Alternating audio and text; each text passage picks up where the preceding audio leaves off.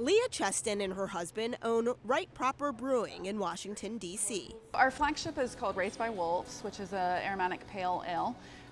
But we brew all kinds of stuff. We brew beer-flavored beers and non-beer flavored beers, as we call them. Cheston is one of nearly 7,000 craft brewers in the U.S. who, along with beer lovers, raised a glass after Congress passed the Craft Beverage Modernization and Tax Reform Act 2 years ago.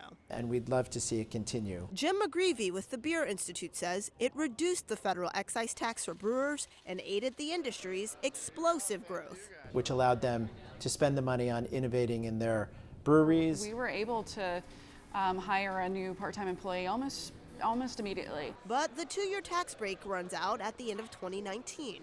Supporters urge Congress to extend it or make it permanent. So if it were to go back to the old rate, the higher rate, that would be disruptive to our industry. A recent study shows that the craft beer industry contributed nearly $79 billion to the U.S. economy in 2018. It gives an amenity for the neighborhood, and then around that you start hiring employees and people come in with their families. Cheston says if Congress fails to act, taxes could nearly double and go up at many breweries by $10,000 or more.